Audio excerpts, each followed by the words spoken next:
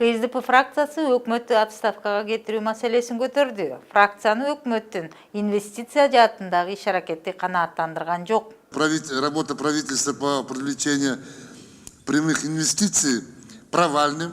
Министр Панкратов түз инвестициянын кыскарышына жер маселесинин чечилбей жатышын, энерго кубаттуулуктун начардыгын, Кыргызстан жоопкер болуп жаткан эл аралык талаш маселелер жөнгө салынбагандыгын, сапаттуу инвестициялык сунуштардын долбоорлорунун жоктугун, инфраструктуранын начардыгын, айтор бизде болгон кемчиликтердин баарын санады. Рост по объемам экспорта. В целом экспорт по сравнению с 2018 годом вырос.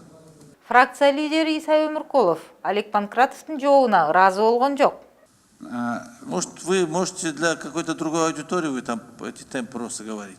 Я спрашиваю конкретно, сколько рабочих мест, сколько налогов отчислено, сколько соцфонд перечислено. Расмий маалыматтарды карасак, өткөн жылы Кыргызстанга кирген инвестициянын көлөмү 33%га кыскарган. Ал эми өлкөдөн чыгып кеткен капиталдын көлөмү тескерисинче 22%га өскөн. Темпы роста объема экспорта. Олег Михайлович, извините, пожалуйста, я спрашиваю вас, завод, фабрика, что вы построили? Я же перечислил заводы, фабрики, или все перечислили? Ну, темп просто говорите, проценты говорите. Кыскасы кубана турган жагдай аз. Депутат Рыскелди Момбековдун пикиринде, Кыргызстандан чыгып кеткен каражаттар финансылык чалгындоо кызматынын банк кутучаларын текшерүүгө аракет кылганы себеп болгон экен.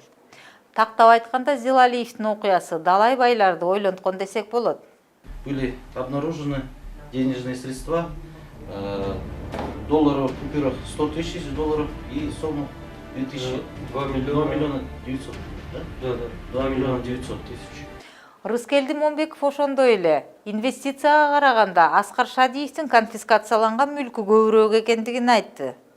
Силердин бир жылда келтирген инвестициянын көлөмүнөн Шадиевдин мамлекеттин карамагынан өткөн, садага катары чыдап кеткен, сатканга, катканга жетишпей калган мүлкү көп.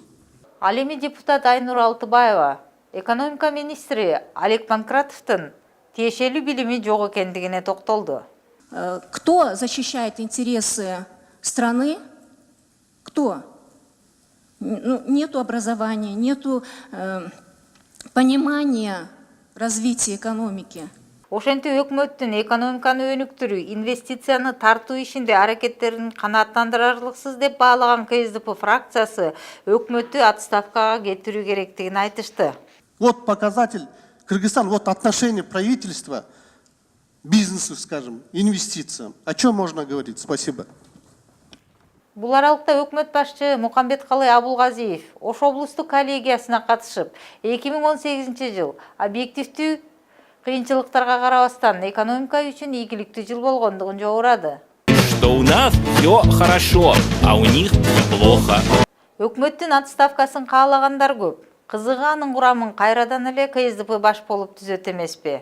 Демек, бир Абулгазиев кетсе, экинчи Абулгазиевдин, бир Панкратов кетсе, экинчи Панкратовдун келиши турган иш. Ошондуктан экс-президент менен учурдагы президент чыккан, учурда итарка болуп турган КСДПнын өкмөттү отставкага кетирүү сунушу ишке ашса деле айырма жок болчудай.